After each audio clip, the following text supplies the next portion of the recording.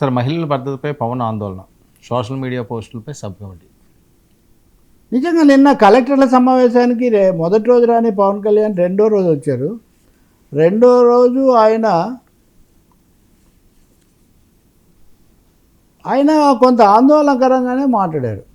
రాష్ట్రంలో శాంతి భద్రతలు పటిష్టం చేయాలి, రెండవది మహిళల భద్రతకు మరిన్ని చర్యలు తీసుకోవాలి. ఇది మహిళా భద్రతకు మరింత భరోసా. ఇప్పుడు ఇంకెవరైనా ప్రతిపక్షం వాళ్ళు ఇంకొకరు అంటే వేరే విషయం. ఉప ముఖ్యమంత్రి గారు అందులో మహిళల భద్రత అదృశ్యం వీటి గురించి గతంలో మాట్లాడిన పవన్ కళ్యాణే నిన్న కలెక్టర్ల సమావేశంలో చెప్పడం అన్నది మటుకు రాష్ట్రంలో శాంతి భద్రతలు మరింత పటిష్టం చేయాలని అన్నారు. మహిళల రక్షణపై మరింత దృష్టి పెట్టాలని, మహిళలకు ప్రభుత్వం ఉందన్న భరోసా కల్పించాలని పేర్కొన్నారు. దీనిపై పోలీసులకు ఒక లక్ష్యాన్ని నిర్దేశించాలని స్పష్టం చేశారు. Very serious. అంటే ఇవి కొంత లోపంగా ఉన్నాయి అనేది ఖచ్చితంగా భావిస్తుంటే కదా. రాష్ట్రంలోని సాంఘిక సంక్షేమ రెసిడెన్షియల్ హాస్టళ్లలో దాదాపు 2 లక్షల మంది పిల్లలు ఉన్నారని, వారి భద్రతకు అక్కడ సీసీ కెమెరాలు ఏర్పాటు చేయాలని, రెసిడెన్షియల్ హాస్టళ్లలో చాలా క్రైమ్ జరుగుతోందని పిల్లల ఇవన్నీ కూడా ఆయన చెప్పారు. సో అప్పుడేమో సాంఘిక సంక్షేమ కార్యదర్శి నాయక్ స్పందిస్తూ పాఠశాలల్లో కెమెరాలు పెట్టాము ఇదంతా అంటూనే ఆయన కూడా ఒక మాట, పవన్ అప్పుడు ఇంకో మాట అన్నాడు. సినిమాల ప్రభావం ఎక్కువగా ఉండే కోనసీమలో కుల సమస్యలు ఉన్నాయని, ఫ్యాన్స్ ఫ్లెక్సీల గొడవలు కూడా అధికంగా ఉన్నాయని, వీటిపై పోలీస్ వ్యవస్థ బలంగా పనిచేయాలని, ఒక బలమైన పాలసీ తీసుకురావాలని పవన్ కళ్యాణ్ పేర్కొన్నారు.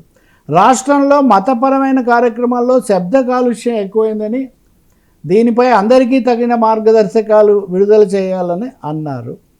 సుగాలి ప్రీతి కేసు విషయంలో సరైన పరిష్కారాన్ని చూపే విధంగా చర్యలు తీసుకోవాలని, ఆ దిశగా మార్గనిర్దేశం చేయాలని కోరారు.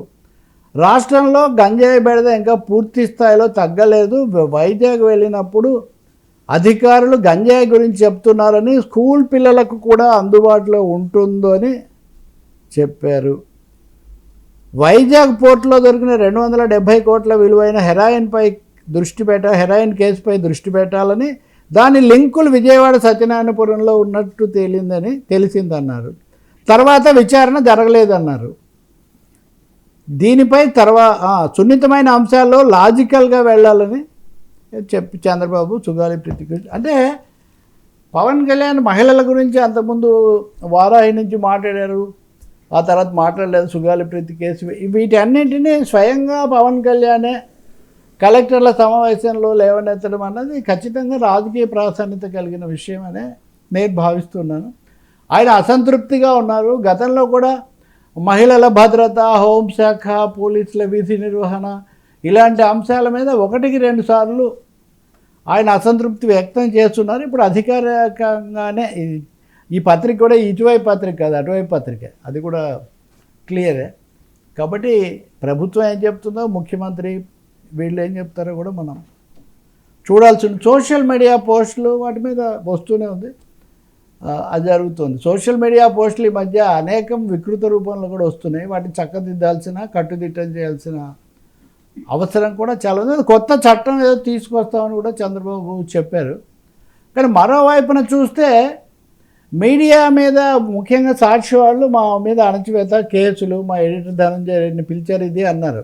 ఇంట్రెస్టింగ్ ఏమంటే ఇండియన్ న్యూస్ పేపర్ సొసైటీ వాళ్ళకు మద్దతుగా ఆంధ్రప్రదేశ్లో పరిస్థితి బాగాలేదని వాళ్ళు ఒక ప్రకటన చేశారు.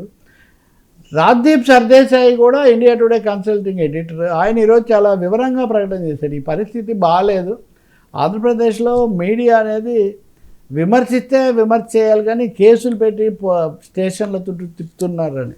సో ఇది రెండో భాగం సోషల్ మీడియాకి సంబంధించి. ఈరోజు సజ్జల భార్గవ రెడ్డి కూడా పోస్టుకు సంబంధించి ఒక కేసులో ఆయన హాజరయ్యారని కూడా చూస్తూ ఉన్నాము. బట్ పవన్ కళ్యాణ్ చెప్పారు కాబట్టి ఉప ముఖ్యమంత్రి, ప్రభుత్వం వారు పోలీసులు ఎలా స్పందిస్తారో మనం చూడాలి. మహిళల భద్రత మటుకు చాలా ఇది, ఎందుకంటే ఒక యాచకురాల మీద జరిగింది, మూగ బాలిక మీద జరిగింది, హాస్టల్లో జరిగింది, ఉన్న ఫలానా ఎవరో పైనుంచి దూకి చనిపోయారు. ఇలాంటి వార్తలు మనం చాలా చూస్తున్నాం. వీటికి ఎక్కడో ఫుల్ స్టాప్ పెట్టాల్సిన అవసరం మటుకు ఉంది. కనీసం కట్టుదిట్టం చేయాల్సిన ఇది మాత్రం ఉంది.